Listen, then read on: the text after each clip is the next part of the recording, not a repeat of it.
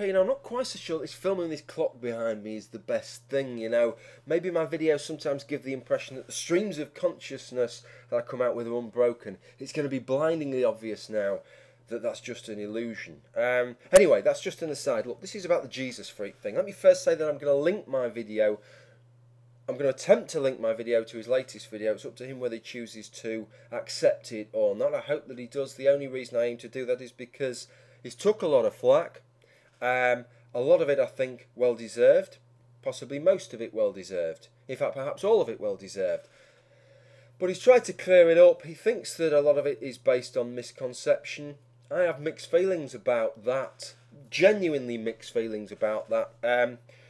I think everybody should make their own mind up on that by linking my video to his. If it steers a few people towards watching his video that have already passed judgment on him, then I think that's a good thing. That's him to decide whether or not to accept it. Listen, I've thought about a lot about this subject since making my video yesterday, which was basically a pragmatic video, wasn't it? It was looking at, should we really report him to the Anthony, as he's actually called. I kept calling him Jeff. I'd mixed him up with Yoke for some reason. Now, I knew who he was, I could picture his face, but for some reason I thought he was called Jeff. Of course, Yoke is Jeff, Jesus Freak is Anthony, as it was pointed out to me several times in my comments section. Look, it was a pragmatic video that I made yesterday about whether Anthony should be reported to the Child Protection Services. I said on pragmatic grounds he shouldn't be. I moved on past that once I'd made the video. Started thinking about this all from a purely rational perspective, but not from my rational perspective, trying to put myself in the shoes of somebody like him. You know, we've all criticised him in one way or another, and I think it's worthy of criticising what he said. Just let me take a swig of this coffee. But the more I think about it, the more I think that the way we've criticised him is maybe on the wrong grounds, that we've looked at this on a much too superficial level. So I want to give you my thoughts. I want to give you the thoughts that I've had last night, and you can tell me what you think, whether you think I'm right, whether you think I'm wrong, whether you think what I'm saying is crazy, whether it's obscene, whether it's misplaced, whether I'm cutting him too much slack, whether I'm being too harsh on Christianity in general. Tell me what you think. These are my thoughts. Okay. Abandon your present perspective, whatever that perspective may be, and try and adopt the perspective that I've given you. Try and suspend your disbelief if you have it within you to do so. If you don't have it within you to do so, switch the video off because it's a waste of time watching. This is what I'm asking you to believe. I'm asking you to imagine a world. Imagine if these things were actually true.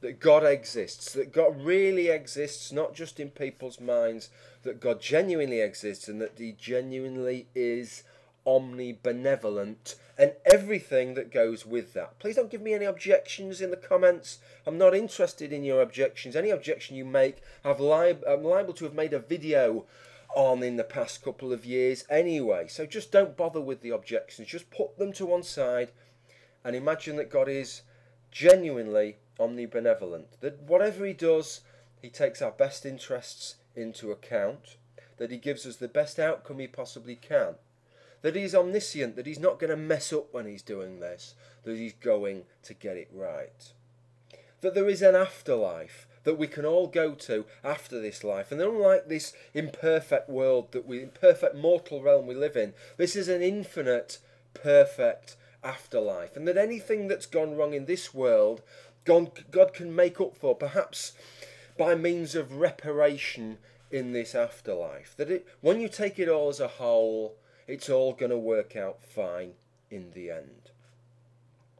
Well, look at what Jesus Freak said, not in terms of planet reality that we all live on, in which you know, the life that you have, the mortal life, is the whole thing, that to take away somebody's life is to take away everything from them. And to take away a child's life is to take away everything from them before they've even had a decent chance to experience it. Instead of that, if you truly accept as factually accurate these things which we presume Anthony does accept as factually accurate, then the situation becomes a little bit different, because to take away somebody's mortal existence is small beer.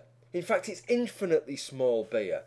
I mean, if you adopt this kind of perspective, how can mortal existence seem as anything more than a few miserable decades of imperfection, a kind of miserable precursor to the infinite period of perfect existence that then stretches on into the future?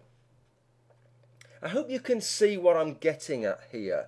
The point that's often been levelled at Jezuzfreek seems to be that there's no rationale behind his position, that it just doesn't make any sense. But it seems to me that if you adopt these religious tenets that he adopts, that actually his position from that perspective is actually quite a rational one, if you take instinct out of the equation. Now, the reason I say this is because the whole thrust of this conversation has been that the problem is Anthony's perspective. That the problem is that Anthony would kill his child if God says so. What I'm trying to say is that actually maybe that isn't the problem. Maybe what that is a symptom. And that the actual problem is much more deep-rooted. And by just looking at the symptom and talking about the symptom and showing outrage at the symptom, what we're actually doing is totally ignoring what the actual problem is. And the actual problem is actually some of these fundamental religious tenets that not just Anthony holds, but a lot of other people hold besides. In fact, I can't help but think, on what grounds would a Christian not think like Anthony, other than their instincts, which were saying, look, let's forget about instincts, we're trying to take a rational perspective? Why wouldn't you adopt Anthony's perspective? I know some Christians would say, well, God's told us that we've got to value life. Well, he has, but that surely only applies in cases where God isn't directly telling us to take the life. If God is omniscient and he's directly telling us to take the life, then if we really believe all these things, and if these things are really true, then surely that's got to counteract, that's got to take precedence over any generalisation that God's made about the sanctity of life in general. So on what grounds then would a Christian not take the life of their child if so instructed by God? I can't really see on what grounds they wouldn't do it. I mean, if God's instructing it and God knows best and God has everybody's best interests at heart and all you're doing is removing a few decades of imperfection from your child's life, your child's going to go straight to heaven to have this infinite perfect existence, I don't know on what grounds you would oppose what Jezuzfreek says. And I find that a lot more worrying than I find what Jezuzfreek said in the first place. So here's the thing then, and let's try and tie all this together if we can. And I know that what I'm going to say now is perhaps going to offend or upset some of the moderate, reasonable Christians that I know on YouTube and that I know wouldn't espouse this view that Jezuzfreek's come out with. But it kind of backs up everything that Richard Dawkins has been saying for the past few years, which is that the same things that underpin moderate, reasonable faith are exactly the same things and make space for the rantings and ravings of people with far more fundamentalist tendencies.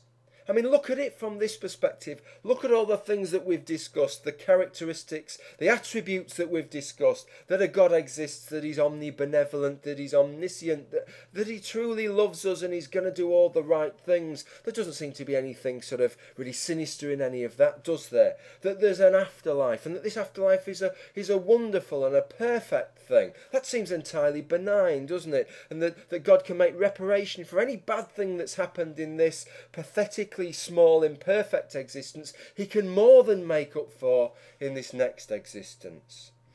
You take all these things on their own, and none of them seem particularly sinister. None of the conclusions that you would arrive would seem particularly weird.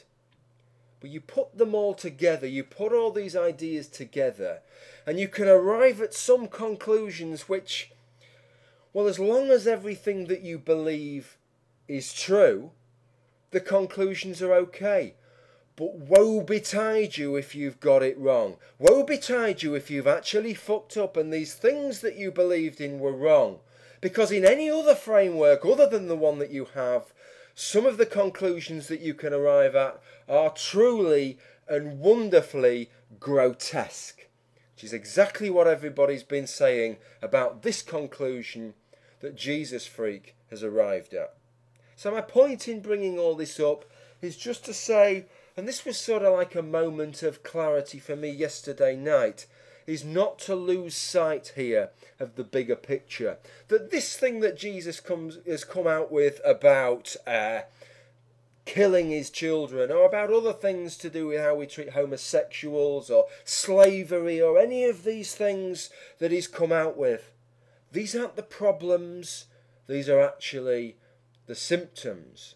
And the problems are a lot more deep rooted, and a lot of the time those problems are going under the radar. Well, that's my perspective. That's what I wanted to get off my chest today. I'm sure that some people will disagree with me. I'm sure that some people will just feel the need to say, yes, but I don't never kill my children. And I quite agree with you, neither would I. I'm sure some other people will still feel the need to say to me, but can't be true because of A, it can't be true because of B. Yes, I know, I agree with you entirely. Just suspend your disbelief for a minute, in the same way that Jezuzfreek and 1 billion Christians and 1 billion Muslims do. Okay? Just do that for me. And then you're free to criticise anything that I've come out with in this video. And I'm sure there'll be some legitimate criticisms, and I look forward to hearing from them.